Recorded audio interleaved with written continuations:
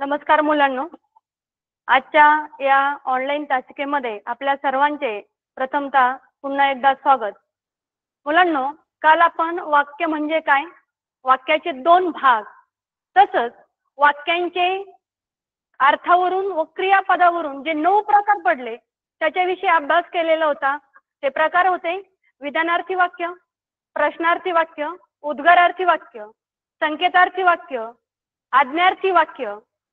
आता होकारार्थी म्हणजेच आपण पाहिलं तर करणरूपी आणि नकारार्थी म्हणजेच अकरणरूपी, विद्यार्थी वाक्य आणि शेवटचा 9वा प्रकार. वाक्याचे किती प्रकार अभ्यासले आपण? 9 प्रकार आपण वाक्यांचे अभ्यासलेले आहेत. आणि हे प्रकार ओळखायचे कसे, त्यांचे जवळजवळ आपण ती 5-5 उदाहरण दिले होते आणि तुम्हालाही घरी अभ्यास सांगितला होता की प्रत्येक वाक्याचे 5-5 उदाहरण तर आपल्याला सोडवता आले पाहिजे.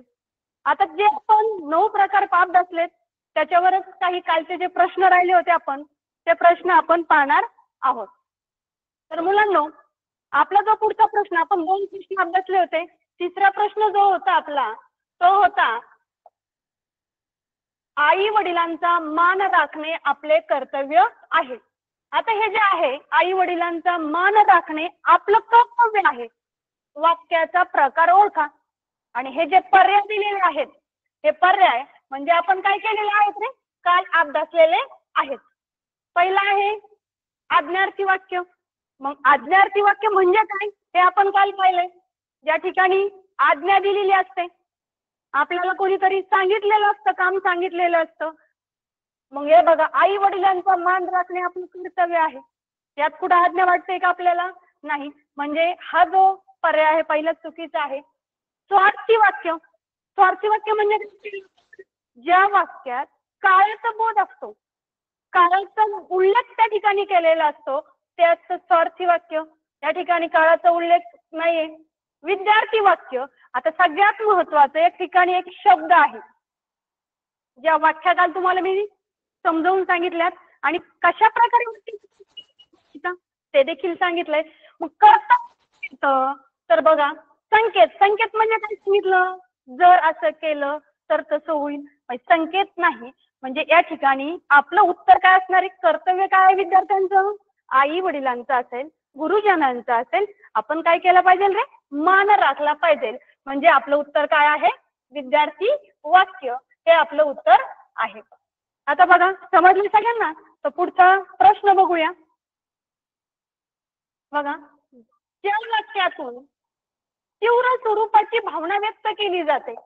बघ, आता कालच सांगितलं तुम्हाला मी, तीव्र स्वरूपाची किंवा अचानक आपल्या तोंडून जे उद्गार बाहेर पडलेले असतात केली जाते त्या वाक्याला टिंब वाक्य असे म्हणतात. तीव्र म्हणजे काय? तर अचानक पडलेली भावना. अरे बाप रे, अबब, हा हा हा, अशा म्हणजे वा, ह्या ज्या आहेत भावना मनातल्या त्या तीव्र स्वरूपाच्या असतात, त्या सहजासहजी काढलेल्या नसतात. व्याख्या काय होती तुम्हाला शिकवलेलं आहे.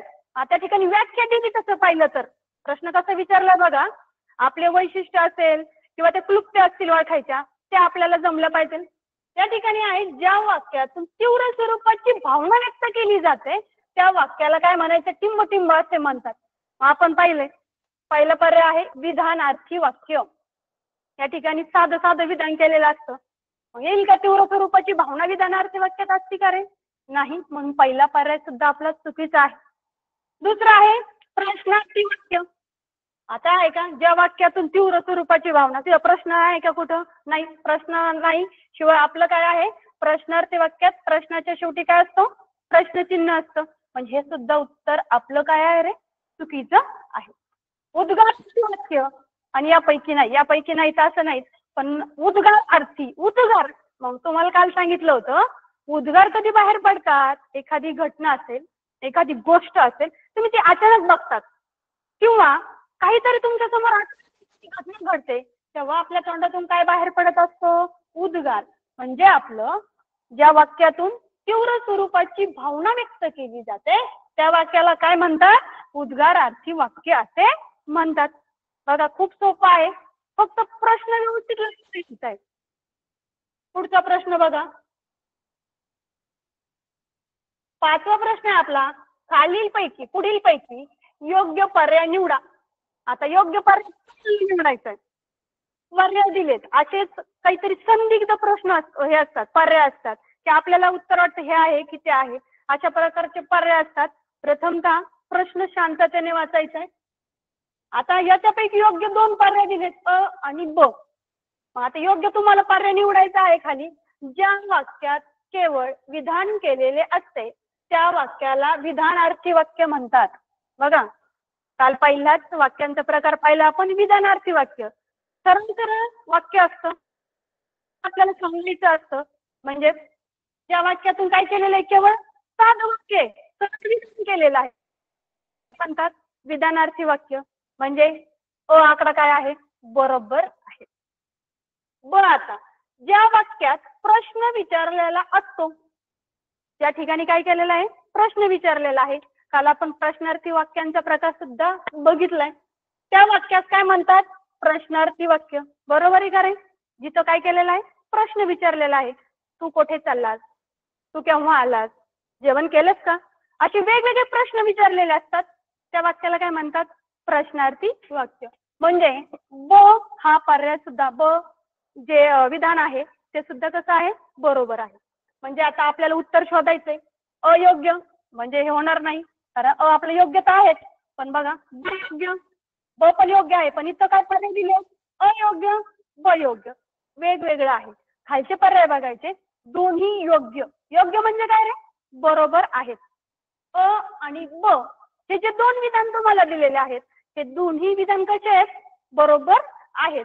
म्हणजेच आपलं दोन्ही अयोग्य म्हणजे दोन्ही चुकीचे. या ठिकाणी तर आपण बघितलंय दोन्ही विधान कसे आहेत, योग्य आहेत. म्हणजेच आपलं हे पर्याय क्रमांक 3 हे आपलं उत्तर असणार आहे. कारण जे 2 विधान दिलेले आहेत अ आणि ब ते दोन्ही पण काय आहेत रे, बरोबर आहेत. पुढचा जो प्रश्न आहे तो प्रश्न आहे, जर तुम्ही आलात तर मी येईल. वाक्याचा काय करायचंय, प्रकार ओळखायचा आहे. जर तुम्ही आलात तर मी येईल. बघा आता, संकेत बोधक, स्वरूप बोधक, उद्देश बोधक, कारक बोधक. आता तुम्हाला इतकं डीप मध्ये काही प्रश्न नाहीयेत, पण तुम्हाला समजावेत त्यासाठी. आता हे बघा, आपल्याला कुठेतरी जायचंय पण आपण एखाद्याला सहज म्हणतो जर तो आला तरच मी येईल. म्हणजे तुम्ही काय केलं त्या व्यक्तीला, संकेत दिलाय, सांगितलंय तू आला तरच मी तुझ्या बरोबर येणार. म्हणजे जर तर यावरून तुम्हाला काय येत आहे, संकेत बोधक. आपलं उत्तर काय आहे, संकेत बोधक. उद्देश नाही, कारक नाही आणि स्वरूप बोधक सुद्धा होणार नाही. 7वा प्रश्न आहे, तू आता पळत जा. तू आता पळत जा वाक्याचा प्रकार ओळखा. बघा, प्रश्नार्थी, तुम्हाला इथं प्रश्नचिन्ह दिसतंय का वाक्यामध्ये, कारण आपलं प्रश्नार्थी वाक्याची व्याख्याच काय आहे, ज्या वाक्यात प्रश्न विचारलेला असतो त्या वाक्याला काय म्हणायचं रे, प्रश्नार्थी वाक्य. म्हणजे पहिला जो आहे आकडा तो चुकीचा आहे. आज्ञार्थी वाक्य, म्हणजे आता हे थोडंसं बरोबर असू शकतं नाही का, म्हणजे अंदाज घ्या सध्याला. पुढचं स्वार्थी वाक्य. स्वार्थी वाक्यात काय सांगितलं होतं, ज्या वाक्यावरून काळाचा बोध होतो आणि ते स्वतःविषयीच मत मांडतं, स्वतःविषयीच, म्हणजे स्वार्थी वाक्य सुद्धा नाही. विद्यार्थी वाक्य. विद्यार्थी वाक्यात काय असतं, आज्ञा असते, कर्तव्य असते, आपला विनंती असते, वेगवेगळ्या प्रकारचे विद्यार्थी वाक्य कर्तव्य असतं. तर म्हणजे विद्यार्थी नाही. तर काय इथं या ठिकाणी, तू आता जा. आपण काय केली, किंवा एखाद्या दुसऱ्या व्यक्तीला काय केली, आज्ञा दिली, कशाची, या ठिकाणाहून पळत जाण्याची. म्हणजे आपलं उत्तर काय आहे रे, आज्ञार्थी वाक्य. तू आता पळत जा. 8वा प्रश्न आहे, अपमान केल्यास. बघा आता, काल तुम्हाला एक उदाहरण मी फळ्यावर सोडून दाखवलं होतं. वाक्य रूपांतर असं त्याचं त्या घटकाचं नाव होतं. वाक्याचं काय करायचं होतं, तुम्हाला रूपांतर करायचं होतं. कसं करायचं होतं ते देखील सांगितलेलं आहे. अपमान केल्यास प्रत्येकाला राग येतोच. काय करायचंय, ह्या वाक्याचं नकारार्थी वाक्य करायचंय. काल तुम्हाला सांगितलंय काय करायचंय, वाक्याचं जेव्हा आपण रूपांतर करतो, वाक्याचं रूपांतर करताना तुम्हाला काय करायचं असतं, हे जे वाक्य असतं या वाक्य रचनेत बदल झाला तरी चालतो, पण काय होऊ द्यायचं नाही रे, अर्थात मात्र अजिबात बदल होता कामा नये. आता तुम्हाला तर पर्याय दिले, सोपं या ठिकाणी दिलंय करून. प्रश्न तसा विचारला जाईल का? नाही, तुम्हाला करायला लागतात किंवा करून दिलेलं असेल त्याचपैकी योग्य कोणतं आहे ते विचारलेलं असेल. आता नकारार्थी वाक्य करा, हे होकारार्थी आहे. होकारार्थी म्हणजेच काय सांगितलं होतं तुम्हाला का? नकारार्थी म्हणजेच काय? अकरणरूपी. हे दोन वाक्य किंवा होकारार्थीला करणरूपी म्हणतात हे विसरायचं नाही, आणि नकारार्थीला अकरणरूपी म्हणतात हे विसरायचं नाही. आता बघा, आपण काय करूया, या वाक्याचं नकारार्थीमध्ये रूपांतर करायचं किंवा कोणतं वाक्य योग्य आहे ते पाहायचं. अपमान केल्यास कोणाला राग येत नाही. अपमान केल्यास मला राग येतो. अपमान केला तरी मला राग येत नाही. नकारार्थी वाक्यामध्ये काल सांगितलं तुम्हाला कोणते शब्द असते? नको, नाही, न लगे, म्हणजे इत्यादी अजून खूप शब्द असतात की ज्या शब्दावरून वाक्यात काय दाखवलेला असतो? नकार दाखवलेला असतो. आता बघा, अपमान केल्यास कोणाला राग येत नाही. अपमान केल्यास प्रत्येकाला राग येतो. सहजासहजी तुम्हाला बोललो, एखाद्या मुलाने अभ्यास आणला नाही तर विचारलं, उभा केलं तरी तुम्हाला राग येतो की नाही? बघा, येतोच. या वाक्य रूपांतर तर करायचंय, वाक्यात बदल झाला तरी चालेल, मात्र अर्थात बदल होऊ द्यायचा का? अजिबात नाही. म्हणजे अपमान केल्यास कोणाला राग येत नाही. नाही काय? नकारार्थी, म्हणजे राग प्रत्येकाला येतोच, हे बरोबर आहे. अपमान केल्यास मला राग येतो, म्हणजे या ठिकाणी येतोच हे सहजासहजी आहे. अपमान केल्यास मला राग येत नाही, म्हणजे याच्यात काय झालेलं आहे? अर्थात बदल झालेला आहे. म्हणजे आपलं योग्य उत्तर काय येईल? अपमान केल्यास कोणाला राग येत नाही, प्रत्येकाला काय येतो रे? राग येतोच. वाक्यात बदल काय झालाय? होकारार्थीचा आपण काय केलंय? नकारार्थी फक्त केलेलं आहे, अर्थात बदल झालेला नाही. समजलं सगळ्यांना? बघा पुढचं उदाहरण अत्यंत सोपं आहे, एकदा वाचून घ्या. एखाद्या शब्दसमूहाला किंवा शब्दाला पूर्ण अर्थ प्राप्त झाला आहे तर त्याला टिंबटिंब असे म्हणतात. सुरुवातच आपली त्याच्यापासून झालेली आहे. तर बघा, त्याला काय म्हणतात? वाक्य म्हणतात का? सर्वनाम म्हणतात का? क्रियापद म्हणतात का? केवळ वाक्य म्हणतात का? हे तुम्हाला पाहिजे. काय? एखाद्या शब्दसमूहाला किंवा शब्दाला पूर्ण अर्थ प्राप्त झाला. काल तुम्हाला मी सांगितलं होतं काय? वाक्य. वाक्य काय सांगितलं होतं? की फक्त शब्द एकत्र झाले, वाक्य तयार झालं. परंतु त्याला वाक्य म्हणता येईल का? नाही. शब्दांचा समूह एकत्र येऊन त्याला अर्थ प्राप्त झाला पाहिजे, त्यातून काहीतरी बोध झाला पाहिजे. फक्त शब्दांची समुच्चय केला म्हणजे त्याला अर्थ प्राप्त होत नाही. तर ही कशाची व्याख्या आहे? एखाद्या शब्दसमूहाला अनेक शब्द आपण एकत्र घेतले, त्यांना एकत्र आपण केले, त्यांचा समूह आपण केला, म्हणजे किंवा त्या शब्दाला अर्थ प्राप्त झाला आहे असं आपण म्हणतो. त्याला काय म्हटलं जातं? सर्वनाम. असं म्हटलं जातं का? नाही, कारण सर्वनाम म्हणता येत नाही. सर्वनाम तुम्हाला माहित आहे, आपण 5वी पासून नाम, सर्वनाम ते शिकलो. क्रियापद नाही, शब्दाचा वाक्याचा अर्थ पूर्ण करणारा शब्द जो असतो तो क्रियापद असतो. केवळ वाक्य अभ्यासलेलं नाही तुम्ही अजून, म्हणजे नाही. म्हणजे वाक्य म्हणतात ज्या शब्दसमूहाला किंवा शब्दाला जेव्हा अर्थ प्राप्त होतो आणि ते तयार होतं ते शब्दसमूह, त्याला काय म्हटलं जातं रे? वाक्य असे म्हणतात. म्हणजे या ठिकाणी तुमचं उत्तर काय आहे? वाक्य असे म्हणतात. व्याख्या आहे, व्याख्या पाठ करणं अत्यंत गरजेचं आहे. कारण हा जो टॉपिक आहे, हा टॉपिक सहजासहजी तुम्हाला मार्क्स मिळवून देणारा घटक आहे. सहजासहजी मार्क्स तुम्हाला मिळू शकतात जर तुम्ही जास्तीत जास्त उदाहरणाचा सराव केला आणि जास्तीत जास्त उदाहरणं सोडवण्यात तुम्हाला कुठं अडचणी येतात ते लगेच लक्षात तुमच्या येईल. मी पाठे व्यायाम केला, वाक्याचा प्रकार ओळखा. प्रश्नार्थी, प्रश्न विचारलाय का रे? पूर्णविराम दिलाय म्हणजे साधं वाक्य आहे, पूर्णविराम आहे म्हणजे पहिलं चुकीचं आहे. उद्गारार्थी, तुम्हाला माहिती आहे उद्गारार्थी चिन्ह असं आहे, वाक्यात पुढे उद्गार दिसतोय का? म्हणजे नाही. तीव्र स्वरूपाची भावना आहे का? उद्गारार्थी वाक्यात काय असते रे? तीव्र स्वरूपाची अचानक बाहेर पडलेले आपल्या तोंडातून उद्गार असतात. म्हणजे या ठिकाणी उद्गारार्थी पण नाही. मी पण ते व्यायाम केला. आज्ञा आहे काही सांगितले तुम्हाला अजिबात नाही. म्हणजे आज्ञार्थी पण चूक आहे. म्हणजेच आपलं उत्तर येणार आहे स्वार्थी वाक्य. कारण मी पाठे व्यायाम केला. मी या ठिकाणी स्वतःचा बोध असतो, स्वतःचा उल्लेख केलेला असतो. तसेच त्या ठिकाणी क्रियापदावरून कशाचा बोध होतो? काळाचा उल्लेख केलेला असतो. ज्या ठिकाणी काळाचा उल्लेख केलेला असतो ते वाक्य कोणतं असतं? स्वार्थी वाक्य असतो. मी पाठे व्यायाम केला केला त्या ठिकाणी काय झालेलं आहे? काळाचा बोध झालेला आपल्याला पाहायला मिळतो.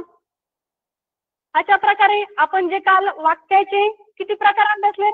9 प्रकार जे अभ्यासले त्या 9 प्रकारावर आपण जे प्रश्नांचा सराव घेतलाय तो अतिशय चांगल्या प्रकारे घेतलाय. सोपे होते. असेच प्रश्न तुम्ही काय करायचे? सोडवायचे आहेत.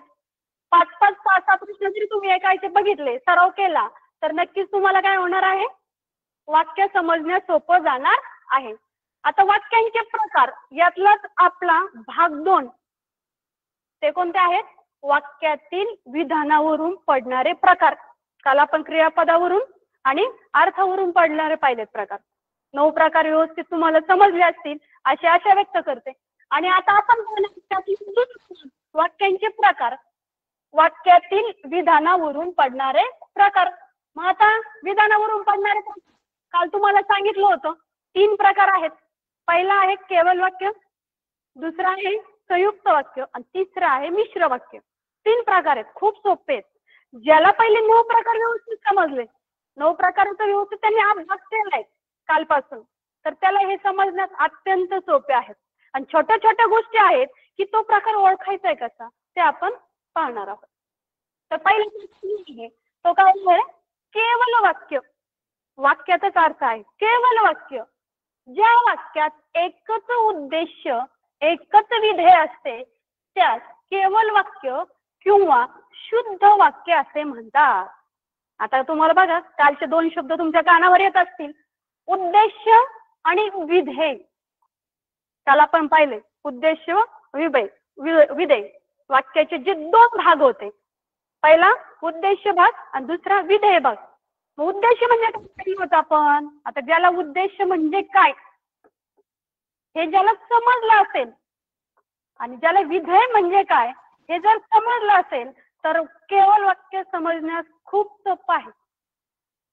बघा केवल वाक्यात काय असतं? एकच उद्देश असतो आणि एकच विधेय असतो. उद्देश म्हणजे काय पाहिलं आपण? ज्या वाक्यात एकच कर्ता असतो. कर्ता म्हणजे कोण? जो मुख्य भूमिका बजावतो, कर्ता काम करणारा असतो. आणि विधेय म्हणजे काय पाहिलंय आपण? क्रियापद. ज्या क्रियापदाने, विधेय म्हणजे काय आहे रे? क्रियापद. क्रियापद काय करत? वाक्याचा अर्थ पूर्ण करण्याचं काम करत असतं. आता वाक्य कसं ओळखायचं? केवल वाक्य एखादं उदाहरण तुमच्या डोळ्यासमोर दिलं आलंय तर प्रथमतः तुम्ही पाहायचंय या वाक्यात काय आहे? एकच विधेय आहे का ते तुम्ही पाहायचं आहे. हे वाक्य आता द्या बघा इथे या ठिकाणी एक शब्द आलेला आहे बघा, लक्ष द्या. शुद्ध वाक्य. शुद्ध वाक्य कोणाला? केवल वाक्यालाच. जर प्रश्न विचारला गेला तर तुम्हाला पर्यायामध्ये केवल वाक्य मिळणार का? तुम्हाला काय येऊ शकतं? शुद्ध वाक्य. तुम्ही तर म्हणता शुद्ध वाक्य कधी शिकवलंच नाही. पण केवल वाक्य शुद्ध वाक्य असं नाव आहे. केवल वाक्याला. म्हणजे आता बघा ज्या वाक्यात काय केलेलं असतं? प्रश्न एकच उद्देश आणि एकच विधेय असतं त्या वाक्याला काय म्हणायचंय? केवल वाक्य. त्यालाच वाक्य दुसरं नाव काय? शुद्ध वाक्य. आता हे केवल वाक्य कसं असतं? काल आपण प्रकार पाहिले. साधं असतं, विधानार्थी असतं, प्रश्नार्थी, होकारार्थी किंवा नकारार्थी कोणत्याही प्रकारचं असू शकतं.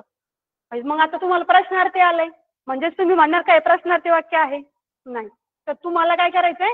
त्या वाक्यात एकच कर्ता आहे का, एकच क्रियापद आहे का हे आधी शोधायचं आहे आणि त्याच्यावरूनच तुम्हाला केवल वाक्य कसं ओळखायचं हे लक्षात येणार आहे. बघा आता केवल वाक्य ओळखण्याची काही वैशिष्ट्ये आहेत.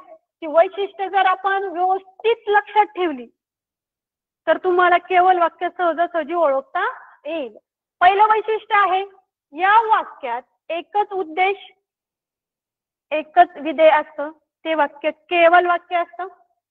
ज्या वाक्यात कमीत कमी शब्द असतात साधं वाक्य. केवल वाक्य म्हणजे काय? सरळ सरळ एक काहीतरी विधान केलेलं असतं. साधं वाक्य म्हणजे केवल वाक्य ओळखण्याची दुसरी क्लुप्ती काय असू शकते? त्या वाक्यात काय असतात? केवल वाक्यात कमीत कमी शब्द असतात ते वाक्य केवल वाक्य.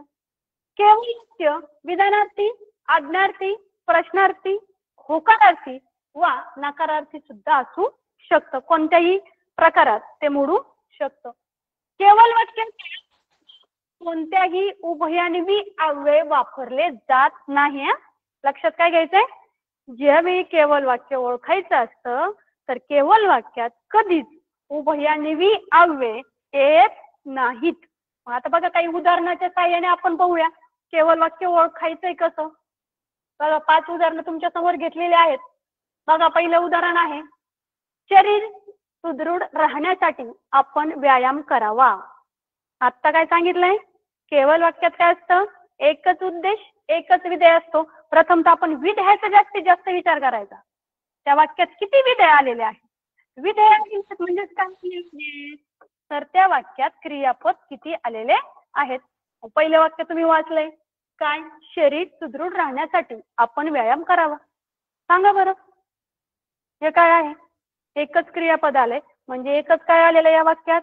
विधेय आलेलं आहे. म्हणजे हे काय आहे? केवल वाक्य आहे. श्रीमंत व्यक्तीला गरिबांची पर्वा नसते. आहेत का? शोधा.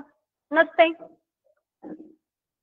तुम्हाला माहिती आहे वाक्यात कर्ता कर्म क्रियापद ओळखता येतं कारण कर्ता या ठिकाणी उद्देश म्हणजेच कर्ता आहे. बघा कोणाला गरिबाची पर्वा नसते? श्रीमंत व्यक्तीला. तुम्हाला उत्तर मिळते. आणि विधेय काय आलेलं आहे? एकच आलेलं आहे. म्हणजे हे वाक्य सुद्धा काय आहे? केवल वाक्य आहे. सोनालीने निबंध लिहिला. सोनालीने निबंध लिहिला. सोनालीने काय लिहिला? निबंध कोणी लिहिला? लिहिणारी कोण? काल तुम्हाला सांगितले कर्ता कसा ओळखायचा? एक क्रियापद असतं. त्या क्रियापदाला कशाने प्रश्न विचारायचा? नारा, नारे आणि नारी. मग लिहिणारी कोण? सोनाली. सोनाली काय झालं वाक्यातलं? कर्ता झाली. कर्ता झाली म्हणजेच काय झालं तुमचा? उद्देश. सोनाली काय आहे? उद्देश. आणि लिहिला. लिहिला काय झालं तुमचं? विधेय. मग आपली केवल वाक्य ओळखण्याचं वैशिष्ट्यच काय आहे? ज्या वाक्यात केवळ एक उद्देश आणि एक विधेय असतं. उद्देश एकच आहे, विधेय एकच आहे. म्हणजे हे वाक्य सुद्धा कसं आहे रे? कसं आहे? केवल वाक्य आहे. पुढचं, ताईने चित्र काढले. ताईने चित्र काढले. काढणारी कोण? नारा, नारे, नारी. काढणारी कोण? ताई. ताई म्हणजेच काय झालं आपल्या वाक्यातला? उद्देश झालं. काय झालं वाक्यातला? उद्देश झालं. आणि बघा पुढचं काय आहे? काढलं. चित्र काढण्याची क्रिया काय केलेली आहे? तिने पूर्ण केली. म्हणजे वाक्याचा अर्थ कशाने पूर्ण झाला? क्रियापद झाला. काय झालं? क्रियापद. क्रियापद म्हणजे तुमचं काय आहे रे? विधेय आहे. क्रियापद म्हणजे काय? विधेय. आणि ताई ही काय तुमचं? उद्देश. वाक्यातला ताई काय आहे? कर्ता आहे. म्हणजे या वाक्यात सुद्धा काय आहे? एकच विधेय आणि एकच उद्देश आलेला आहे. म्हणजे हे वाक्य केवल वाक्य आहे. लगेच लक्षात येईल. पुढचं उदाहरण आहे, श्यामने अभ्यास केला. श्यामने काय केला? अभ्यास केला. केला. काय झालं तुमचं? विधेय. करणार कोण? श्याम. श्याम काय झाला तुमचा? वाक्यातला उद्देश झाला. म्हणजेच काय झाले या ठिकाणी? या वाक्यात एकच उद्देश एकच विधेय आला. इतर पहिलं वैशिष्ट्य होतं. अजून दुसरं वैशिष्ट्य, केवल वाक्यात कमीत कमी शब्द असतात. आहेत का मोठं वाक्य? छोटेच वाक्य आहेत. म्हणजे सहजासहजी तुम्ही जर लक्षात ठेवलं केवल वाक्यात एक उद्देश एक विधेय असतो. केवल वाक्य काय असतं? कमीत कमी शब्द असतात. आणि तिसरं वैशिष्ट्य काय होतं? केवल वाक्यात किंवा केवल वाक्य कोणत्याच उभयान्वी अव्यय. उभयान्वी म्हणजे कोणते आहेत? व, पण, परंतु, किंवा हे काय तुमचे? उभयान्वी अव्यय आहेत. म्हणजे या ठिकाणी सुद्धा काय झालेलं आहे रे? कोणत्याच उभयाने अव्ययाने हे वाक्य जोडलेलं नाही. लक्षात आले? केवल वाक्य म्हणजे काय? वाक्याचा पुढचा प्रकार आहे संयुक्त वाक्य. पुढचा प्रकार काय दुसरा? संयुक्त वाक्य. आता संयुक्त वाक्याची व्याख्या काय आहे? दोन किंवा अधिक केवल वाक्य. बघा आता केवल वाक्य, केवल वाक्य म्हणजे काय समजलं तरच आपल्याला काय समजणार आहे? संयुक्त वाक्य. संयुक्त वाक्यात काय असतात? एक किंवा अधिक, एक असेल, दोन असतील किंवा तीन असतील, अधिक म्हटले. प्रधानत्व बोधक, हे छान आहे, हे लक्षात ठेवायचं. प्रधानत्व बोधक, कारण ते वाक्य जोडण्यासाठी उभयान्वी अव्यय जोडले असता. जे एक जोड वाक्य, जोड वाक्य म्हणजे काय? दोन केवल वाक्य एकत्र जोडायचे, पण ते एकत्र जोडण्यासाठी वापर कशाचा करायचा तुम्हाला? प्रधानत्व बोधक उभयान्वी अव्यय. मग ती पण आपल्याला माहित पाहिजे. कोणकोणती प्रधानत्व उभयान्वी अव्यय आहेत तर ती सुद्धा बघा कोणकोणती आहेत. आणि, व, अथवा, वा, किंवा, पण, परंतु, परी, बाकी, म्हणून, सबब, यास्तव, याकरिता, ही काय आहे? प्रधानत्व सूचक उभयान्वी अव्यय. याचा वापर कशासाठी करायचा? दोन केवल वाक्य एकत्र जोडण्यासाठी. यांनी जर ते दोन केवल वाक्य एकत्र जोडले तर आपलं कोणतं वाक्य तयार होणार आहे मुलांना?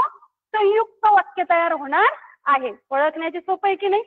दोन किंवा अधिक केवल वाक्य संयुक्त वाक्यात असतात.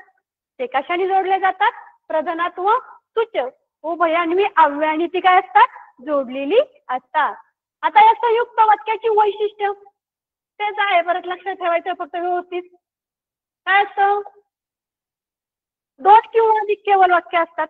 जी व्याख्या पाठ केली ना तीच वैशिष्ट्य बऱ्यापैकी येते. व्यवस्थित छोट्या छोट्या याच्यात लक्षात ठेवली तर वाक्य ओळखण्यास अत्यंत सोपा घटक आहे. दोन किंवा अधिक केवल वाक्य कोणत्या वाक्यात असतं? संयुक्त वाक्य प्रकारात. ही वाक्य प्रधानत्व सूचक उभयान्वी अव्ययाने जोडलेली असतात. ते दोन केवल वाक्य असतात. तुम्हाला सांगितलं कोणकोणती प्रधानत्व सूचक उभयान्वी अव्यय आहेत ती जोडलेली असतात. आता ही जोडलेली वाक्य अर्थाच्या दृष्टीने स्वतंत्र असतात.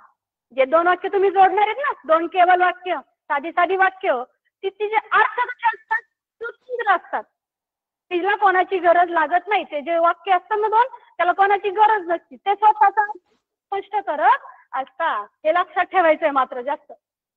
एकमेकांना प्रधानत्व सूचक उभयान्वी अव्ययाने जोडून तयार होणारे जोड वाक्य संयुक्त वाक्य असतं.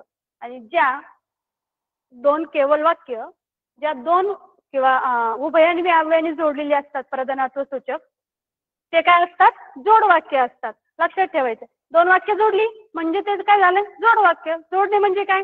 दोन्हींना एकत्र करणे. ते काम कोणी केलंय? प्रधानत्व सूचक उभयान्वी अव्ययाने केलेलं आहे. आपण काही उदाहरणं बघूयात आता. लगेच तुमच्या उदाहरणावरून लक्षात येईल की कशा प्रकारे दोन केवल वाक्य उभयान्वी अव्ययाने जोडलेली आहेत किंवा ती कशी आहेत? अर्थाच्या दृष्टीने स्वतंत्र आहेत. दोन तीन गोष्टी आहेत त्या लक्षात ठेवायच्या. राणी रोज सकाळी गणिताचा अभ्यास करते. बघा, राणी रोज सकाळी गणिताचा अभ्यास करते. हे काय? एक केवल वाक्य. काय असतात? संयुक्त वाक्यामध्ये दोन केवल वाक्य असतात. आणि संध्याकाळी बघा, दोन केवल वाक्य. राणी रोज सकाळी गणिताचा अभ्यास करते. गरज आहे का तुम्हाला? माहित झाले. ती काय करते? राणी सकाळी उठते आणि गणिताचा अभ्यास करते. पुढचं आहे संध्याकाळी इंग्रजीचा अभ्यास करते. संध्याकाळी ती काय करते? सकाळी कशाचं करते? गणित. आणि संध्याकाळी इंग्रजीचा अभ्यास करते. म्हणजे वाक्याला काही आहे का? स्वतंत्र असतात. अर्थाच्या दृष्टीने स्वतंत्र. परंतु ही दोन वाक्य एकाच शब्दाने जोडली. तो शब्द आहे आणि. आणि हा काय आपला? प्रधानत्व सूचक उभयान्वी अव्यय. आणि काय आपला? प्रधानत्व सूचक उभयान्वी अव्यय. म्हणजे आणि या शब्दाने ही दोन केवल वाक्य जोडण्याचं काम या ठिकाणी केलेलं आपल्याला पाहायला मिळत आहे. पुढचं उदाहरण. मी रोज पहाटे लवकर उठते. बघा, मी सांगितलं एखाद्याला किंवा तुम्ही म्हणतात मी रोज पहाटे लवकर उठते. एक वाक्य झाले. साधं काय आहे? केवल वाक्य. 1 तास व्यायाम करते. पहाटे उठून काय करते ती? 1 तास. परंतु लक्षात घ्या, हे जर वाक्य घेतलंच नाही, 1 तास व्यायाम करते, मुद्दा जो आहे किंवा मला काय सांगायचंय तर तुम्हाला कळणार, तुम्ही विचारणार का काही नाही.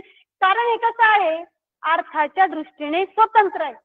मी रोज पहाटे लवकर उठते, हे स्वतंत्र वाक्य आहे. 1 तास व्यायाम करते, हे स्वतंत्र वाक्य आहे.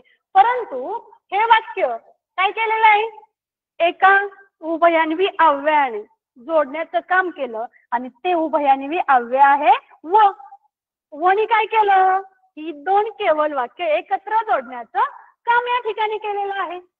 आले लक्षात? बघा, पहिलं वाक्य आणि जोडले, दुसरं वाक्य वनी जोडले. पुढचं, संध्याकाळी मी फिरायला जातो, खेळायला जातो.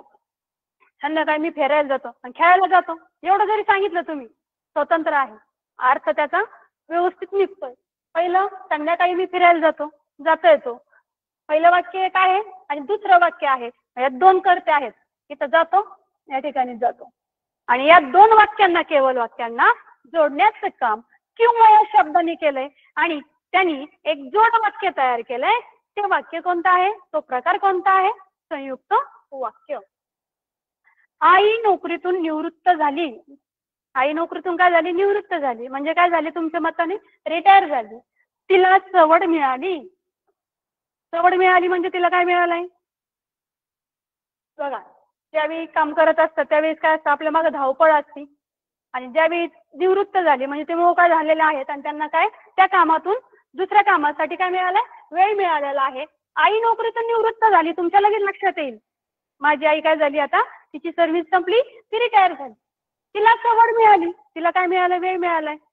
परंतु हे 2 वाक्य जोडण्याचं काम ज्या उभयान्वी अव्ययाने केले, प्रधानात्व का, तर ते प्रधानात्मक उभयान्वी अव्यय काय आहे, म्हणून. म्हणजे म्हणून या वाक्याने, शब्दाने 2 केवल वाक्य, आई नोकरीतून निवृत्त झाली हे एक केवल वाक्य, दुसरं तिला सवड मिळाली, हे 2 केवल वाक्य जोडण्याचं काम कोणी केलं नाही, म्हणून या उभयान्वी अव्ययाने केलेलं आहे. म्हणजे तुमच्या लक्षात आलं असेल, संयुक्त वाक्य ओळखताना अतिशय सोपं आहे. काय, 2 केवल वाक्य याच्यामध्ये असतात आणि ही केवल वाक्य जोडण्याचं काम व किंवा पण, परंतु यास्तव ते प्रधानात्व सूचक उभयान्वी जे अव्यय आहे ते लक्षात ठेवायचे फक्त. आणि त्यानुसार आपण कोणता वाक्याचा प्रकार आहे ते ओळखू शकतो. त्यामध्ये कोणाला काहीच अडचण येणार नाही, अत्यंत सोपे प्रकार आहेत. आणि आपला वाक्यांच्या प्रकारामधला 3रा प्रकार अत्यंत सोपा आणि समजण्यास सुद्धा एकदम छान आहे, मिश्र वाक्य. पुढचा शेवटचा 3रा प्रकार नाही, मिश्र वाक्य.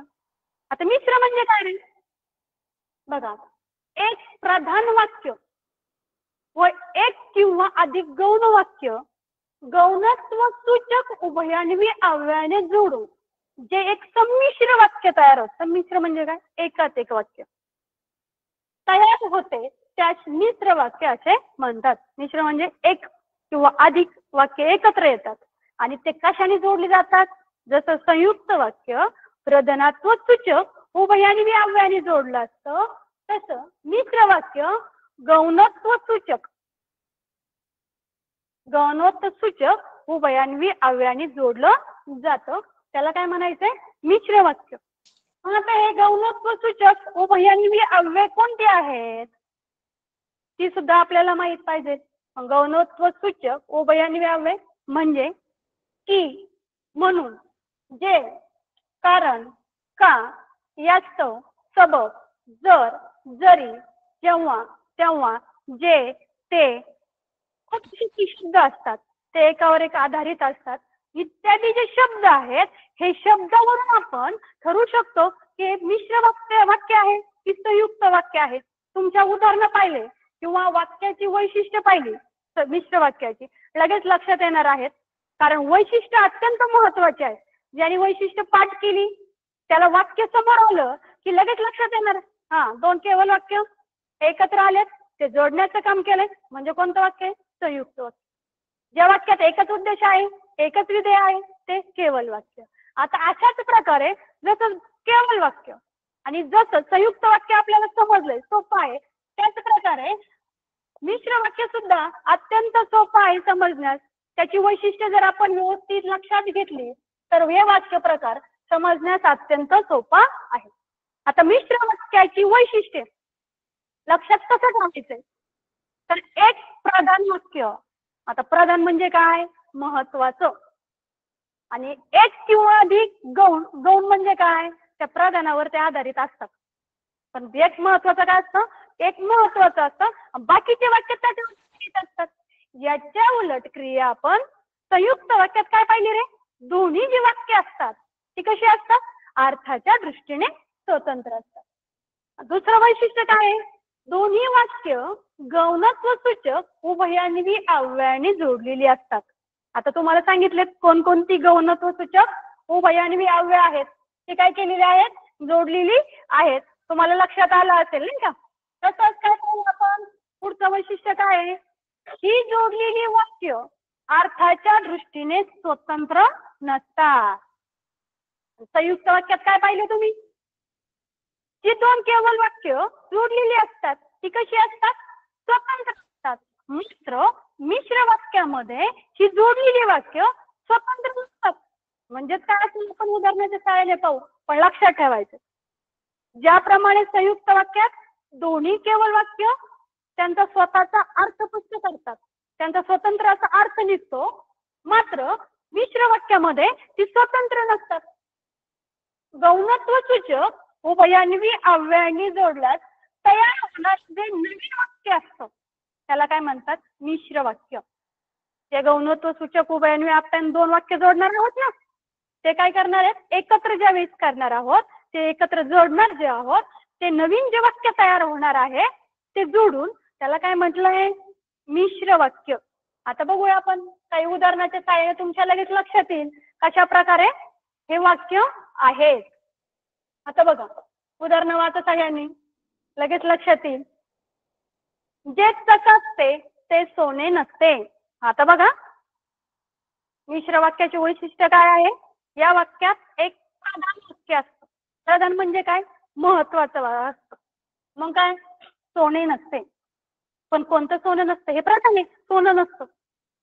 पण याच्यावर काय, हे कधी सोनं नसतं, जे चकाकतं ते सोनं नसतं. काय, जे चकाकतं ते सोनं नसतं, जे आणि ते काय झाले, ते जे आणि तेनी ही दोन वाक्य जोडण्याचं काम केलंय. म्हणजे जे चकाकतं ते सोनेच असेल असं नाही, दोन वाक्य तर जोडलीत, पण ती कशाने जोडलीत, गौणत्व सूचक उभयान्वी अव्ययाने. जे ते याच्यामध्ये भरपूर आहेत बघा, संबंध सूचक उभयान्वी अव्यय आहेत, सर्वनामिक उभयान्वी अव्यय आहेत, विशेषणच उभयान्वी अव्यय आहेत. वेगवेगळ्या उभयान्वी अव्ययाने ही दोन स्वतंत्र वाक्य असतात, ती काय केली जातात, जोडली जातात. पण या वाक्यात एक वाक्य कसं असतं, प्रधान असतं, महत्व असतं, त्या प्रधानवरच दुसरं वाक्य काय असतं, अवलंबून असतं. आकाशात जेव्हा, आता इथं चुकून झालंय, काळे ढग जमतात तेव्हा पाऊस पडतो. आकाशात काय होतात, जेव्हा काळे ढग जमतात. आता बघा पाऊस पडतो, हे स्वतंत्र वाक्य आहे, पाऊस पडतो. तुम्हाला सहज म्हटलं पाऊस पडतोय, तुमच्या लक्षात येईल काहीतरी बाहेर पाऊस पडत असावा. आता पाऊस चालू आहे, परंतु काय, गणवत सूचक उभयान्वी दिलेली आहे. पण आकाशात हा पाऊस कधी पडतो, आकाशात जेव्हा काळे ढग जमतात. काय जमतात, काळे ढग जमतात तेव्हा पाऊस पडतो. म्हणजे जेव्हा आणि जेव्हा तेव्हा ही दोन जी आहेत यांनी हे वाक्य जोडण्याचं काम केलंय. हे वाक्य एकावर एक आधारित आहेत. काळे ढग जमले तेव्हा पाऊस पडतो. म्हणजे या गौणत्व सूचक दोन जेव्हा आणि तेव्हा हे काय आहेत, गौणत्व सूचक उभयान्वी अव्यय आहेत. आणि या दोन्हीनी हे मिश्र वाक्य जोडण्याचं काम केलेलं आहे. मिश्र वाक्यात काय असतं, एक प्रधान वाक्य असतं. पुढचं वाक्य बघा, गुरुजी म्हणाले की प्रत्येकाने नियमित अभ्यास करावा. प्रत्येकाने नियमित अभ्यास करावा प्रधान वाक्य आहे. त्याच्यातून बोध होतं तुम्हाला काय केलं, प्रत्येकाने काय करावा, अभ्यास करावा. पण कोण म्हणालं, गुरुजी म्हणाले. गुरुजी काय म्हणाले की प्रत्येकाने नियमित अभ्यास करावा. गौणत्व सूचक उभयान्वी अव्यय किने काय केलंय, हे वाक्य जोडण्याचं काम केलंय. आणि आपल्या लक्षात येते ही दोन वाक्य कोणी कशाने जोडली की या गौणत्व सूचक उभयान्वी अव्ययाने जोडलेलं आहे. पुढचं चौथं उदाहरण, जेव्हा मनात येईल तेव्हा मी गावाला जाईल. आता बघा, मी गावाला जाईल, मला वाटतंय मी गावाला जाईल, तुम्हाला लक्षात आलं मी गावाला जाईल, तुम्हाला पण वाटतंय मॅडमला गावाला जायचंय, काय आहे का? नाही, अर्थ स्पष्ट होतोय. परंतु हे काय नाही, वाक्य आहे, हे काय नाही, प्रधान वाक्य आहे. जेव्हा मनात येईल, कधी गावाला जाईल मी, जेव्हा माझ्या मनात येईल. मग येईल की नाही येत ते सांगता येणार नाही. पण बघा, जेव्हा आणि तेव्हा मनात आलं तर मी करेल, जेव्हा मला वाटेल तेव्हा मी शाळेला जाईल, जेव्हा मला वाटेल जेवण करावं तेव्हा मी करेल. म्हणजे जे वाक्य असतं एक काय असतं, प्रधान, मी गावाला जाईल प्रधान वाक्य आहे, त्यातून तुम्हाला अर्थ सूचित होतोय लगेच. परंतु या प्रधान वाक्याबरोबरच एक गौण वाक्य आलेलं आहे, मनात येईल. मग हे दोन वाक्य जोडण्याचं काम कोणी केलंय, जेव्हा तेव्हा. ही काय आहे, जेव्हा तेव्हा गौणत्व सूचक उभयान्वी अव्यय आहे. आणि या गौणत्व सूचक उभयान्वी अव्ययाने हे वाक्य जोडण्याचं काम केलंय, जेव्हा मनात येईल तेव्हा मी काय करेन, गावाला जाईल. आले लक्षात? अत्यंत सोपं उदाहरण आहे बघा. आकाशात जेव्हा काळे ढग जमतात तेव्हा पाऊस पडतो. पाऊस पडतो बघा, हे डबल उदाहरण आलेलं आहे, आपण बघितलंय काय, जेव्हा आकाशात काळे ढग जमतात तेव्हा पाऊस पडतो. म्हणजे जेव्हा तेव्हा या गौणत्व सूचक उभयान्वी अव्ययाने काय केलेलं आहे, ही वाक्य जोडण्याचं काम केलेलं आहे. बघा मुलांनो, आपण काय केलं रे, 3 प्रकार पाहिलेत विधानावरून पडणारे. कोणकोणते? केवल वाक्य, संयुक्त वाक्य आणि मिश्र वाक्य. त्याच्यापूर्वीचे 9 वाक्य आणि हे 3 मुख्य प्रकार आपण अभ्यासलेले आहेत. आता आपल्याला या प्रकारावर प्रश्न जर विचारले तर सहजासहजी उत्तर आपल्याला देता आले पाहिजे. आता बघा, त्याच्यावर आपण काय करूया, काही प्रश्नाचा सराव करून बघूया. तुम्हाला जमतायत का बघायचंय. पहिला प्रश्न वाचायचा आहे सगळ्यांनी. तो उत्तीर्ण झाला, सर्वांना आनंद झाला. बघा आता, तो उत्तीर्ण झाला, सर्वांना आनंद झाला. केवल वाक्य तयार करा. आता केवल वाक्यात काय सांगितलं, केवल वाक्यात काय असतं, एकच उद्देश एकच विधेय. आणि या वाक्यात तर काय आलेत, 2 विधेय आलेत. झाला झाला, सर्वांना आनंद झाला, तो उत्तीर्ण झाला. हे केवल वाक्य आहे का? नाही, कारण केवल वाक्यात काय असतं पाहिलं, एकच विधेय असतं आणि एकच उद्देश असतं. उद्देश तरी डबल आला असला, कधी कधी काय होतं, श्याम आणि राम घरी गेले, गेले ही विधेय आहे, पण श्याम आणि राम पण जाण्याची क्रिया दोघांची कशी एकच आहे. पण सगळ्यात महत्वाचं लक्षात ठेवायचंय, ज्या वाक्यात एकच विधेय असतं ते वाक्य कोणतं असतं, केवल वाक्य. मग आता या ठिकाणी हे केवल वाक्य आहे का? नाही. तुम्हाला काय करायला लावलंय, आईचं दिलंय सध्याला, काय करा तुम्ही करून घ्यायचे. स्वतःला असं एखादं वाक्य घ्यायचंय, केवल वाक्य करण्याचा प्रयत्न करायचा, सराव करायचा आहे. मग हे काय करायचंय आपल्याला, केवल वाक्य करायचंय. आता बघा, याच्यापैकी कोणतं केवल वाक्य होऊ शकतं, तुम्ही तुमच्या मनामध्ये तोपर्यंत उत्तर तयार करा. तो उत्तीर्ण झाल्यामुळे सर्वांना आनंद झाला. तो उत्तीर्ण न झाल्यामुळे सर्वांना आनंद झाला. तो उत्तीर्ण व्हावा म्हणून सगळ्यांनी प्रयत्न केले. आता आपल्याला काय करायचंय, उद्देश एकच ठेवायचा वाक्यामध्ये. आता उद्देश जरी असला ते वाक्य कसं नसावं, संयुक्तही नसावं, मिश्रही नसावं. आता बघा, एक एक कट तुम्हाला काल सांगितलं होतं नाही का, कधी कधी 4 नाही, 2 पण बाजूला काढायचे जे नसतात. 2 इतके असे असतात की संदिग्ध असतात, मग आपल्याला उत्तरापर्यंत पोहोचणं सोपं जात असतं. त्या ठिकाणी एक म्हणून आलेलं आहे, म्हणजे केवल वाक्य येईल का, कारण केवल वाक्यात काय असतं, कोणतंच उभयान्वी अव्यय नसतं. म्हणजे एक पर्याय तुमचा काय झाला या ठिकाणी कट झालेला आहे. आता तो झाल्यामुळे सर्वांना आनंद, तो उत्तीर्ण न झाल्यामुळे वाक्य काय आपलं, उत्तीर्ण झालाय, तो पास झालाय त्यामुळे आनंद झालाय. इथं काय आहे, न झाल्यामुळे, म्हणजे हे उत्तर येईल का, नाही. म्हणजे हा पण पर्याय कट झाला. आता बघा, तो उत्तीर्ण झाल्यामुळे सर्वांना आनंद झाला. बघा काय आलंय, झाला, हे काय आहे वाक्यातलं विधेय. म्हणजे वाक्यात काय आलंय, एकच विधेय आलंय. म्हणजे तुमचं उत्तर काय असणार आहे, तो उत्तीर्ण झाल्यामुळे सर्वांना आनंद झाला. हे साधं साधं तुमचं केवळ वाक्य या ठिकाणी तयार झालंय. पुढचं बघा प्रश्न. लक्षात आले सगळ्यांच्या? खूप सोपे सराव प्रश्न तुम्ही घेऊ शकतात. छोट्या छोट्याकडून मोठ्या प्रश्नाकडे जाऊन सराव करू शकतात. पण याच्या व्यतिरिक्त मला नाही वाटत वेगळे काही प्रश्न येऊ शकतात. वेगवेगळे प्रश्न घेऊन स्वरूप कसं असतं, कसे प्रश्न विचारले असतात हे मी सगळे बघून काही प्रश्न तुमच्यासाठी नमुन्यासाठी घेतलेले आहेत सरावासाठी. श्याम घरी आला, वादळाला सुरुवात झाली. दोन केवळ वाक्य आलेत आणि तुम्हाला काय विचारलंय? मिश्र वाक्य तयार करा. तुम्हाला हे दोन वाक्य आहेत ना, ते दोन वाक्य जोडण्याचं काम तुम्हाला करायचंय. आणि आपल्याला माहितीये मिश्र वाक्यात काय असतं? प्रधान वाक्य असतं आणि ते गौणवस्तुसूचक उभयान्वी अव्ययाने जोडलेले असतात. श्याम घरी आल्यामुळे वादळाला सुरुवात झाली. बघा बरं येईल काय? कारण हे कसं आहे? केवळ वाक्य आहे. श्याम घरी आल्यामुळे वादळाला सुरुवात झाली आणि आपल्याला काय करायला लावलंय? मिश्र वाक्य. बघा दुसरं म्हणजे हे नाहीये तुमचं. जेव्हा श्याम घरी आला तेव्हा वादळाला सुरुवात झाली. बघा मिश्र वाक्यात तुम्हाला सांगितले कोणकोणते गौणवस्तुसूचक उभयान्वी अव्यय जोडायचे आहेत. मिश्र वाक्यात काय असतात? एक प्रधान वाक्य असतं आणि काय असतं? दुसरं गौण वाक्य असतं. म्हणजे बघा आता हे माझ्या मताने येऊ शकतं. तरी पुढचं उदाहरण बघू.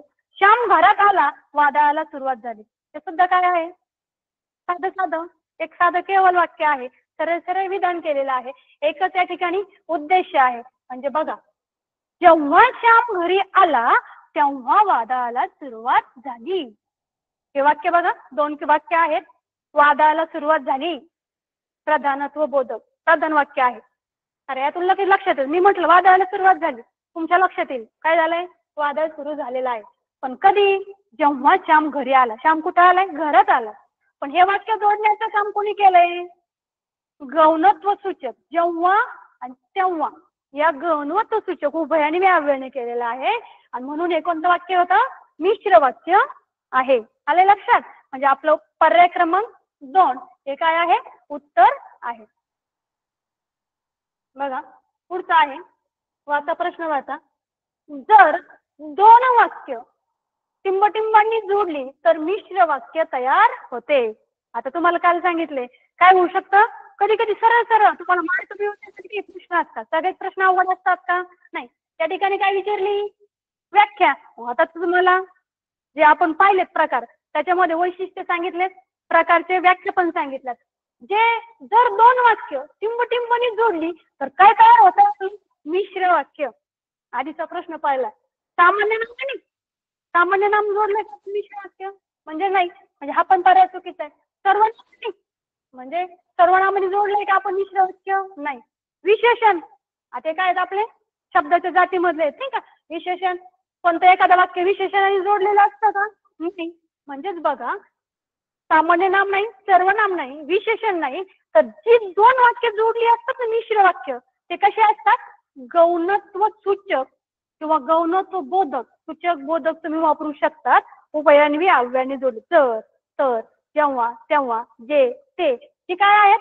गौणत्व सूचक उभयान्वी अव्यय आहेत आणि या गौणत्व सूचक उभयान्वी अव्ययाने काय जोडलेलं असतं? मिश्र वाक्य जोडलेलं असतंय. आलं लक्षात तुमच्या? बघा पुढचं उदाहरण. पुढील विधाने वाचा. आता बघा असे प्रश्न असतात. कधी कधी आपल्याला हे जरी पाहिलं ना तर आपल्याला वाटतं अरे काय उत्तर असेल, आपण घाबरून जातो. परंतु व्यवस्थित प्रश्न वाचायचे आहेत. प्रश्नाकडून उत्तराकडे कसं वाचायचं ते बघायचंय.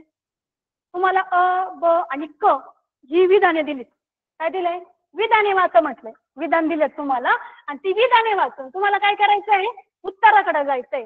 पहिलं विधान आहे बघा. जर केवळ वाक्यात एकच उद्देश व एकच विधेय असतं. पहिला प्रकार पाहिला आपण केवळ वाक्याचा. मी तर 4 वेळा म्हटले असेल. केवळ वाक्य कसं ओळखायचं? ज्या वाक्यात एकच उद्देश असतो म्हणजे एकच कर्म असतो आणि दुसरा एकच विधेय असतं. विधेय असतं म्हणजे काय असतं? क्रियापद असतं. त्या वाक्याला काय म्हणतात तुम्ही?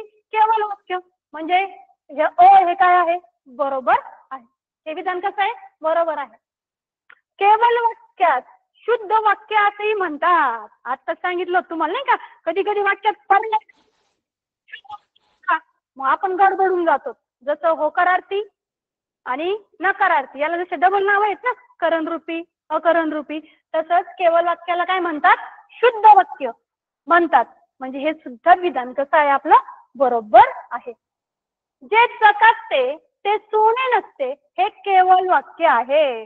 आता आहे का रे, केवळ वाक्य आहे का हे जे चकाकतं ते? आता पाहिलं याच्या आधीचा प्रश्न, जे ते कशात असतं रे, मिश्र वाक्यात असतं. आणि मिश्र वाक्य ओळखायला लगेच सोपं जातं. म्हणजे हे विधान कसं आहे, चुकीचं आहे. आता बघा दोन विधान आपले बरोबर आले, पर्याय बघूया. क बरोबर, स्वतः चुकलं म्हटलं म्हणजे हा पर्याय गेला. ब आणि क बरोबर, ब आणि क नाही ना, म्हणजे क चुकलेलाच आहे आपला. तर क जिथं आहे ना तिथं काय करायचं, काट मारून घ्यायची, कारण क चुकलेलंच आहे ना, वेळ घालवायचा नाही आपल्याला. काही मिनिटं म्हणण्यापेक्षा चुकले तर पुढचे उदाहरण आपण मिनिटात सोडू शकतो. मग आता आपलं राहिलंय ब बरोबर, आणि ब बरोबर आहे आणि क काय आहे, चुकीचं आहे. किती सोपं आहे. फक्त आपण घाबरून न जाता शांततेने काय करायचं रे, प्रश्न सोडवण्याचा प्रयत्न करायचा आहे. बघा पुढचं उदाहरण, सुरेश चहा किंवा कॉफी घेतो. सुरेश काय करतोय, चहा किंवा कधीतरी कॉफी घेतोय. वाक्याचा प्रकार ओळखायचा आहे. मिश्र वाक्य येईल का, नाही, कारण मिश्र वाक्यात काय पाहिलं आपण, जो, तो, जे, ते, जेव्हा, तेव्हा, खूप आहेत असे उभयन्वी अव्यय. संयुक्त वाक्य बघा बरं, केवळ वाक्य येईल का, कारण केवळ वाक्य काय असं असतं, सरळ सरळ विधान असतं. प्रश्नार्थी तर येणारच नाही, कारण प्रश्न विचारलेलाच नाही. बघा बरं कोणतं आहे, सुरेश चहा किंवा कॉफी घेतो. आणि केवळ वाक्यात काय येणार नाही, कारण केवळ वाक्याचं वैशिष्ट्य काय सांगितलंय, केवळ वाक्य कोणत्याही उभयान्वी अव्ययाने जोडलं जातं का, या ठिकाणी तर उभयान्वी अव्यय म्हणजे आपला हा पर्याय कट झाला. प्रश्नार्थी नाही आणि मिश्र तर नाहीच, जे ते नाही काही नाही. राहिलं काय आपलं संयुक्त वाक्य, कोणतं राहिलंय, संयुक्त वाक्य. सुरेश चहा किंवा कॉफी घेतो, दोन केवळ वाक्य जोडण्याचं काम केलंय कशाने, किंवा या प्रधानत्व सूचक उभयान्वी अव्ययाने. म्हणजेच आपलं उत्तर आहे पर्याय क्रमांक 2, संयुक्त वाक्य. पुढचं आहे, चौथे आव्हान हे राजकीय क्षेत्रातील आहे. हे वाक्य कोणत्या प्रकारातील आहे, काय वाक्य आहे चौथं आव्हान हे काय आहे, राजकीय क्षेत्रातील आहे. पर्याय आहेत मिश्र वाक्य. मिश्र वाक्यात काय सांगितलं तुम्हाला, गौणत्व सूचक उभयान्वी अव्ययाने जोडलेलं आहे, यात आहेत का, नाही. संयुक्त वाक्य बघा, नाही, संयुक्त वाक्य कशाने जोडलेलं असतं, म्हणजे जिथं किंवा नाही, म्हणून नाही, पण नाही, परंतु नाही, व नाही, काही नाही. केवळ वाक्य बघा, स्वरूप बोधक नाही, म्हणजेच आपलं हे काय आहे, साधं साधं विधान आहे, केवळ वाक्य आहे. एकच काय आहे वाक्याचे उद्देश आहे. चौथे आव्हान हे राजकीय क्षेत्रातील आहे. एकच काय आलेलं आहे, विधेय आलेलं आहे. म्हणजेच पर्याय क्रमांक 3 हे काय आहे, याचं उत्तर आहे. 7वा प्रश्न, मिश्र वाक्यात एकच प्रधान वाक्य असते, या विधानाला योग्य तो पर्याय निवडा. आत्ताच पाहिले आपण मिश्र वाक्याचे काय पाहिले आपण, वैशिष्ट्य पाहिलीत. मिश्र वाक्य ओळखायचं कसं, कारण मिश्र वाक्य काय असतं, व्याख्या असली पाठ तर लक्षात येईल. मिश्र वाक्यात एकच प्रधान वाक्य असतं. प्रधान म्हणजे काय असतं, महत्वाचं असतं, त्याला स्वतःचा स्वतंत्र अर्थ प्राप्त होतो. हे विधान बरोबर आहे. बघा आता तुम्ही, हे विधान चूक आहे. हे विधान अंशतः बरोबर नाही. असे पर्याय कशासाठी असतात, तुम्हाला गोंधळात टाकण्यासाठी असतात. काही सांगता येत नाही, म्हणजे हे तर नाही, हे विधान अंशतः बरोबर, आपण असं उत्तर देऊ शकतो का, नाही. राहिले आपल्याकडे 2. मिश्र वाक्यात एक प्रधान वाक्य, वैशिष्ट्य पाहिलेत, बरोबर आहे. मिश्र वाक्यात कसं असतं, एक प्रधान वाक्य असतं आणि त्या प्रधान वाक्यावर बाकीचे जे केवळ वाक्य असतात ते आधारित असतात. म्हणजे हे विधान चूक आहे. म्हणजे आपलं उत्तर काय येणार आहे, हे विधान बरोबर आहे. बघा, नाटकाची तिसरी घंटा वाजली आणि नाटकाला सुरुवात झाली. वाक्याचा प्रकार ओळखा. बघा बरं आता, नाटकाची तिसरी घंटा वाजली आणि नाटकाला सुरुवात झाली. आता या ठिकाणी पर्याय पहिला आहे उद्गारार्थी वाक्य. काल पाहिलंय आपण नाही का, उद्गार चिन्ह असतं, आहे का चिन्ह, नाही. संयुक्त वाक्य, आता केवळ वाक्य म्हणता येईल का, नाही, कारण केवळ वाक्यात कोणतंच उभयनिष्ठ अव्यय नसतं. मिश्र वाक्य, मिश्र वाक्य जे ते जेव्हा तेव्हा काय असेल ते, काय दिसतं का जेव्हा तेव्हा, नाही. म्हणजेच संयुक्त वाक्य. का तर काय झालेलं आहे, प्रधानत्व सूचक आणि या उभयान्वी अव्ययाने हे वाक्य जोडलेलं आहे. म्हणजेच आपलं उत्तर काय येणार आहे, हे संयुक्त वाक्य. काही पर्याय उद्गार नाहीच आहेत, मिश्र नाही, केवळ नाही. केवळ म्हणू शकत होते तुम्ही, पण केवळ मध्ये काय आहे, त्याच्यात उभयान्वी अव्यय नसतात, नाही का. म्हणजे आपलं उत्तर काय आहे, संयुक्त वाक्य आहे. मिश्र वाक्य ओळखा. आता बघा, तुम्हाला काही वाक्य दिलीत आणि त्या वाक्यावरून काय करायचंय, तुम्हाला मिश्र वाक्य ओळखायचंय. मिश्र वाक्य. माणूस कधीही पूर्णपणे वाईट किंवा पूर्णपणे चांगला असत नाही. आता बघा, या ठिकाणी काय आलंय, किंवा हे काय आलंय, उभयान्वी अव्यय आलंय. हे कशात येतं, संयुक्त वाक्यामध्ये. म्हणजे संयुक्त वाक्य आपल्याला ओळखायचं. मिश्र वाक्य पहिलं काय आहे, संयुक्त वाक्य. म्हणजे हे पर्याय नाही. जे दान एका हाताने दिले ते दुसऱ्या हाताला कळू देऊ नये. बघा, हे असू शकतं, असं आपण अंदाज धरूया. समाज हा शत्रू मानून काम करता येत नाही. बघा, या ठिकाणी आहे का काही उभयान्वी अव्यय आहे का, नाही. म्हणजे हे कसं आहे, केवळ वाक्य म्हणू शकतो. केवळ तळमळ वाटल्याने लोक जीवनात परिवर्तन होत नसते. सरळ सरळ विधान आहे. आणि आपल्याला माहित आहे, मिश्र वाक्य ओळखायचं असेल तर मिश्र वाक्यात काय असतात, एक प्रधान वाक्य असतं, दुसऱ्या हाताला कळू देऊ नये, किंवा जे दान दुसऱ्या हाताने दिले आहे ते दुसऱ्या हाताला कळू देऊ नकोस. जे दान आपण केले ते कोणाला समजू द्यायचं नाही. कधी कधी काही खूप असे लोक असतात जे खूप काही दानशूर असतात, परंतु ते आपलं नावाचा काय करत नाही, गाजावाजा करत नसतात. म्हणजे कोणत्या गौणवत्व सूचक उभयान्वी अव्यय जोडलेलं मिश्र वाक्य असतं. या ठिकाणी गौणवत्व सूचक उभयान्वी अव्यय कोणते आलेत, जे ते यांनी काय केलेले आहेत की दोन वाक्य जोडण्याचं काम केलंय. म्हणजे आपल्यातलं मिश्र वाक्य कोणतं येऊ शकतं रे, जे दान एका हाताने दिले ते दुसऱ्या हाताने कळू देऊ नकोस. हवंय. पुढचा प्रश्न, खालील वाक्य कोणत्या प्रकारचे आहे, तुम्ही आता बाहेर जा. आता बघा, या ठिकाणी काय केलंय, तुम्ही आता बाहेर जा. मिश्र वाक्य येईल का, तुमच्या लगेच लक्षात येणार आहे. मिश्र वाक्य कशाने जोडलेलं असतं, गौणवत्व सूचक उभयान्वी अव्ययाने. आहेत का काही, नाही. साधं साधं वाक्य आहे, म्हणजे नाही. शुद्ध वाक्य बघा, आता गौण वाक्य, गौण म्हणजे साधं वाक्य समज म्हटलं जातं. संयुक्त वाक्य, संयुक्त वाक्य कशाने जोडलेलं असतं, उभयान्वी अव्ययाने. आहे का, नाही. मग आता बघा, तुम्ही आता बाहेर जा, सरळ सरळ आहे, पूर्णविराम दिलेला आहे, हे वाक्य पूर्ण झालेलं आहे. म्हणजे हे कोणतं वाक्य आहे, तसं पाहिलं तर केवळ वाक्य आहे. पण तुम्हाला फसवण्यासाठी किंवा तुमच्या कधी कधी लक्षात येत नाही या वाक्याला दुसरं नाव काय आहे. कोणी कोणी काय म्हटलं असतं इथं, गौण वाक्य म्हणून, कोणी संयुक्त वाक्य म्हणून.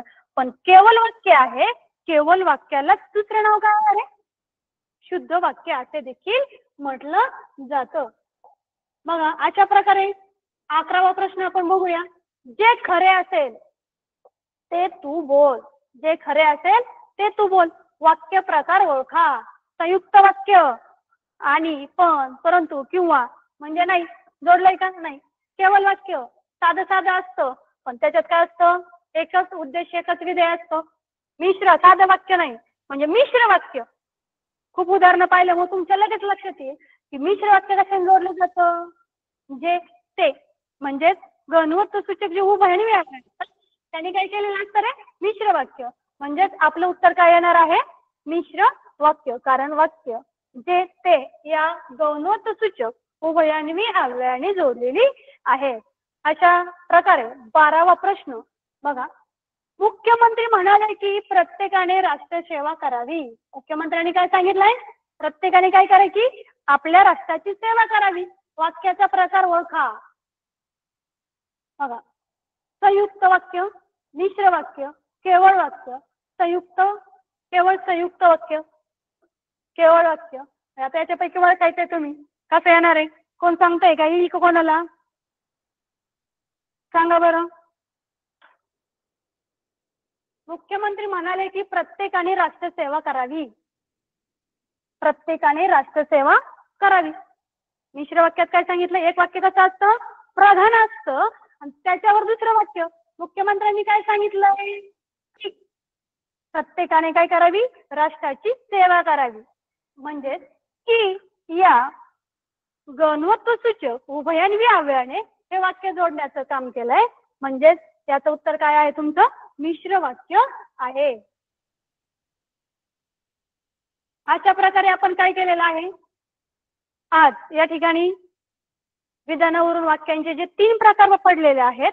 पहिला प्रकार आपण अभ्यासलाय केवळ वाक्य, दुसरा संयुक्त वाक्य, तिसरा मिश्र वाक्य. आणि याच्यावरची अनेक उदाहरणं आपण सोडून पाहिलेली आहेत. नक्कीच तुम्हाला हा घटक सहजासहजी समजला असावा. याच्यावर जर अजून सराव केला, शाळेत शिकवलेला असेल आणि हे जर तुम्ही केलं तर नक्कीच हे तुमचे कसे आहेत रे? एकदम हास्य मार्क आहेत. इथं तुम्ही मार्क न घालवता जास्तीत जास्त सराव करून काय करायचं आहे? चांगल्या प्रकारचे मार्क मिळवण्याचा प्रयत्न करायचा आहे. कोणाला काही अडचण आहे का याच्यामध्ये? नाही, मला आता नाही समजलं. नाही. सगळ्यांना समजलंय का?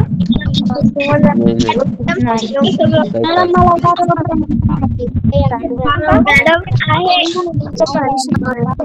आहे. मॅडम मला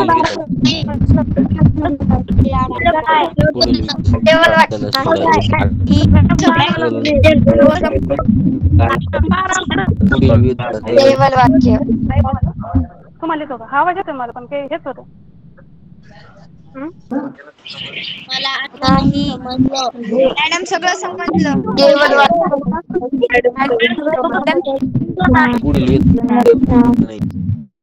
लक्ष द्या. या ठिकाणी काय विचारलंय? केवळ वाक्य समजलं नाही. सगळ्यात सोपा प्रकार आहे. पहिलाच प्रकार आहे आपला केवळ वाक्य. कारण केवळ वाक्यामध्ये काय सांगितलंय तुम्हाला? केवळ वाक्यात एकच उद्देश आणि एकच विधेय असतं. काल जर तुम्ही ऑनलाईन तासिकेला हजर असाल तर मी वाक्याचे 2 भाग शिकवलेत. पहिला भाग उद्देश आणि दुसरा भाग विधेय. आता ज्यावेळी उद्देश म्हणजे काय? तर वाक्यात ज्याच्याविषयी आपण सांगणार आहोत. समज या ठिकाणी उदाहरण घेऊया आपण तुम्हाला समजण्यासाठी. राम आंबा खातो. बघा केवळ वाक्य कसं ओळखायचंय? राम आंबा खातो. आता ज्या ठिकाणी क्रियापद असतं, ज्याने वाक्याचा अर्थ होतो, खातोने काय क्रिया पूर्ण झालेली आहे.